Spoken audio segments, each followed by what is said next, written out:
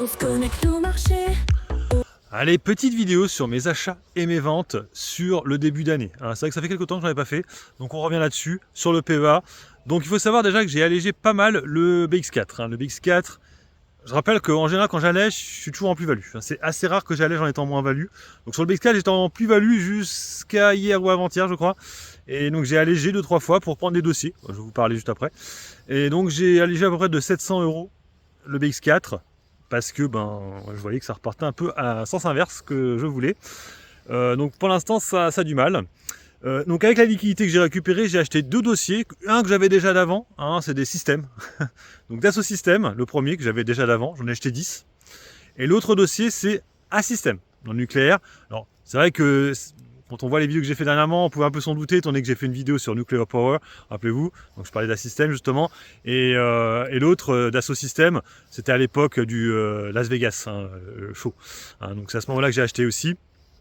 Pour ce qui est d'A-System, j'ai pas pris une grosse position, je vous explique pourquoi, parce que je me dis peut-être que ça peut s'envoler s'il parle d'acquisition aux États-Unis, mais c'est vrai que pour l'instant, c'est vrai que dans le nucléaire, c'est peut-être pas la meilleure, mais je vois pas trop laquelle prendre d'autres. Alors oui, sinon il y a SPI, effectivement, oui, mais c'est pas des pure players en fait, quoi. Ils ont une part nucléaire, effectivement, mais c'est vrai qu'il y avait SPI. Il y a SPI, il y a Bouygues aussi qui font les centrales nucléaires, le bâtiment en fait, c'est eux qui les font.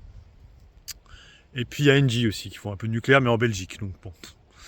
Voilà, donc ça c'est mes achats. Après j'ai augmenté des lignes que j'avais déjà, donc 2 comme ça. Donc j'ai fait Prosus, on s'en serait douté, vu le gadin qu'elle a pris.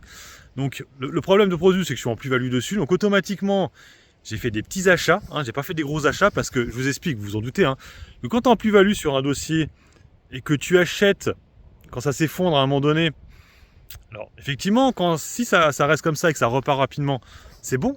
Mais si ça le fait pas, t'es niqué, c'est le problème quoi. Donc moi je préfère mettre des petites sommes à la baisse. J'ai comme 1500 € actuellement dessus. J'avais allégé quand j'étais vers les à peu près 2000 €. Quand il y a eu l'histoire de Trump, c'est à ce moment-là que j'avais allégé, j'ai récupéré 800 €. Donc là du coup j'essaie de revenir à peu près à ces niveaux-là. Donc là j'ai 1005. Si on retourne vers les 40, ce sera à peu près 2000 €. J'aurai en position, donc ce sera exactement la même chose. Pour l'instant j'ai une plus-value d'à peu près 19% sur le dossier. Voilà, je rappelle aussi que sur Bourse Direct, les tarifs sont moins chers en dessous de 200 €. C'est pour ça que souvent je fais des achats à peu près à 150 €. Parce que du coup ça me coûte moins cher, ça me coûte moins d'1 € si vous préférez.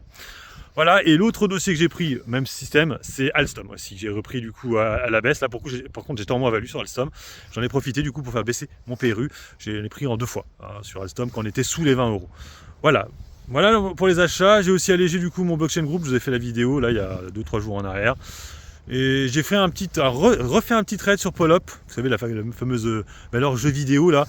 Bon, les résultats sont pas dégueulasses, c'est vrai, mais il y a des greffes, tout ça. Je me dis on pourrait peut-être jouer à 28 €, un truc comme ça. Mais pour l'instant ça ne veut pas. C'est vrai que pour l'instant en France c'est la meilleure valeur dans les jeux vidéo, au niveau des résultats, à cause d'un seul jeu. Donc bon, ça peut faire encore des étincelles pendant quelques semaines, quelques mois. Après, sur du long terme, ça va être plus compliqué parce que après, je vous dis, l'année prochaine, la base de comparaison sera très compliquée sur Polop, étant donné qu'il y a eu des chiffres de malades. Et là, je pense que l'année prochaine, les chiffres seront beaucoup moins bons.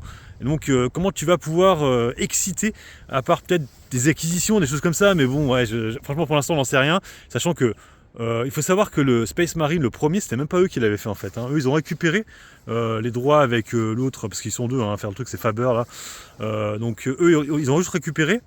Mais le premier Space Marine, qui est beaucoup plus vieux, c'était pas eux. Je crois que c'était Sega ou je sais pas quoi. C'était pas Polop qui l'avait fait. Ils ont récupéré la licence, ils ont mis énormément de temps à la faire.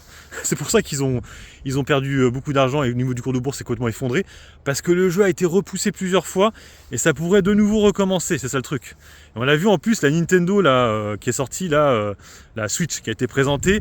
Le cours de bourse de Nintendo s'est littéralement effondré. Les gens n'ont pas trop apprécié ce qui a été annoncé. Oui, parce qu'il n'y a pas grand chose de nouveau finalement.